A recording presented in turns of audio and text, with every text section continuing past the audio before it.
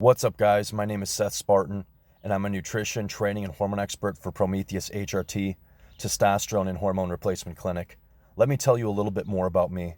When I was in high school, I got into lifting weights, and when I was 16 years old, I could bench press 350 pounds. I got into powerlifting after that, won a bunch of stuff, and by the time I was 19, I was able to bench press 410 pounds, squat 550, and deadlift 600. After that, I switched to bodybuilding because I wanted to get paid to do what I love, and I thought I could be great. I won the Teenage Mr. Wisconsin at 19, and after that, I thought I could be the next Arnold Schwarzenegger. Yeah, I was being delusional, but being pushed by the older bodybuilders didn't help. In my early 20s, I pulled the trigger and got completely juiced out. This was pharmaceutical grade with a prescription, so there was zero doubt of the quality I was using. I got absolutely jacked, and that's when these pictures were taken. At my biggest, I hit 260 pounds with visible abs. For reference, my height is 5'10 and a half on the dot. I felt invincible for these 2 years. That is, until I had heart problems. High amounts of testosterone or anabolic steroids will hypertrophy your muscles, but they will also hypertrophy your heart, which is a muscle. When the heart walls get too thick, your heart can't pump blood out efficiently anymore. This is what kills all the bodybuilders and athletes every single time. And this is what happened to me. I got heart dysfunction from my heart being too big and too thick. God then hit me over the head with a hammer, and I stopped everything, not just the drugs. I stopped my nutrition, my training as well, everything. I just did cardio. This is what I looked like a couple years later. Just a regular athletic dude. I got my heart scanned again with the same echocardiogram I got the first time, which diagnosed my heart issues before. And this time, everything went back to normal and was great. Praise God. Sometimes the heart doesn't go back to normal, unfortunately. I wasn't sure if I would ever bodybuild again, but after being reached out to by a testosterone replacement clinic and signing with them, I started the trek upwards again. This time to see what was possible on testosterone and HGH replacement. How far could I take it? I traveled the country competing. Then I wanted to see how big and strong I could get. 405 bench press for reps, 635 incline bench press for reps, and a 500-pound squat for a whopping 12 reps with sleeves. Yeah, I think I hit close to my peak with that. I didn't feel like getting fat to be able to move even more weight. So now this leads us to our current conquest and adventure, aesthetics. Jack Frank Zane sounds good to me. The goal of my channel, public speaking events, and when I talk to people in the gym is this: stop using anabolic steroids. There are severe health consequences. Stay natural or do testosterone and HGH replacement. We are currently living in a real-life steroid epidemic. Now let's have fun, guys, and get into the video. I am Seth Spartan.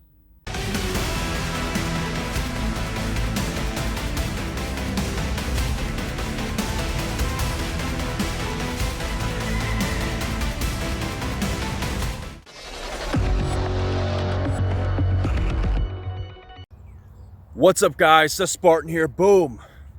Boom and boom. Today, guys, we're going to be talking about Dianabol, the anabolic steroid, in just 3 minutes. What do you need to know about Dianabol, the long, old school, classic anabolic steroid, as it were? First thing, let's talk about the anabolic androgenic ratio or rating. Based on the latest, most current information on Dianabol, Dianabol boasts an androgenic component of 50 to an anabolic component of 150. So the anabolic androgenic ratio is 150 anabolic to 50 androgenic based on the latest info we have on this anabolic steroid. Having said that, this actually pans out exactly in real life. We see Dianabol is a great mass builder, bar none, and this is excluding water retention from this anabolic steroid. So yeah, milligram per milligram, Dianabol is a good or a great anabolic steroid for building muscle. So that's pro number one. Pro number two is none other than strength. Dianabol is actually a pretty good strength anabolic steroid, considering the fact that, not only does it build muscle, but also throws quite a bit of weight on you. This is because Dianabol, this is well known, guys, but Dianabol aromatizes pretty heavily into estrogen. This is dependent on the individual. Also, some individuals aromatize extremely rapidly, and for these people, it would never even be worth using, despite the health effects we're going to get into. but for most people, it aromatizes heavily. So estrogen, this might seem like a con, but in terms of water retention and overall strength, everybody knows size moves size. So yes, good muscle builder, but also a good strength steroid because you're going to increase water retention and overall body weight. Moving on to pro number 3, the last pro with Dianabol is actually is not very well known. Dianabol actually has some fat burning effects. Now this happens through 2 pathways.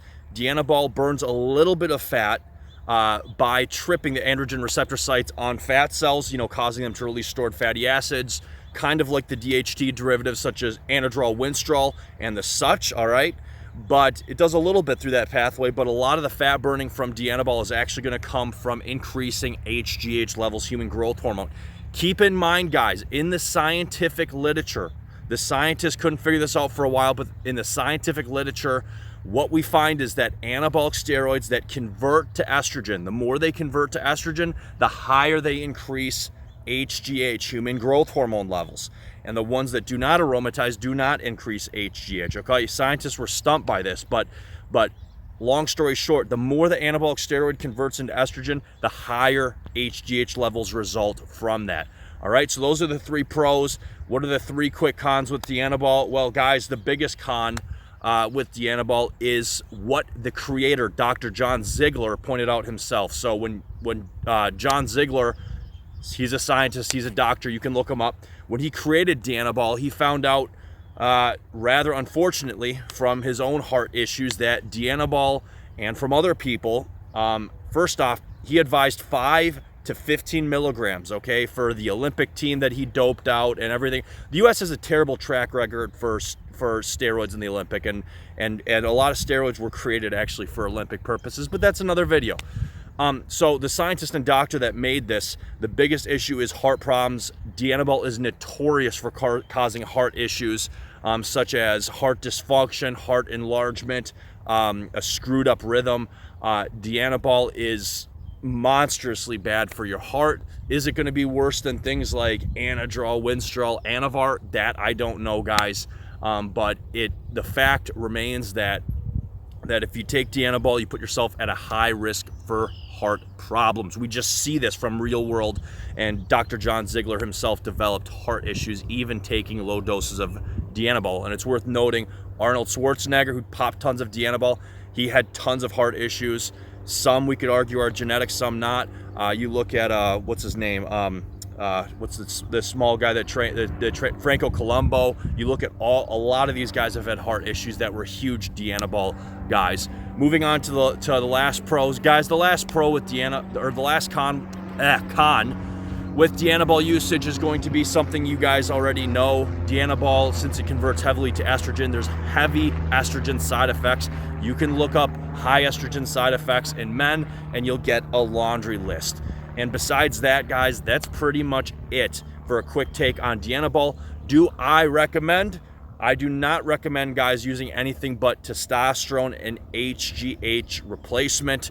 Why? Because all of these things that are non-natural to our body, that have been changed and altered and modified, they have side effects. They have long-term issues down the chain. Yeah, we have some studied longer than others, but they all have issues. So I recommend you only use testosterone and HGH, and preferably do it with a doctor prescription under supervision if that's what's needed for legality in your country. Guys, stay Spartan, stay safe, stay healthy. We're out of here.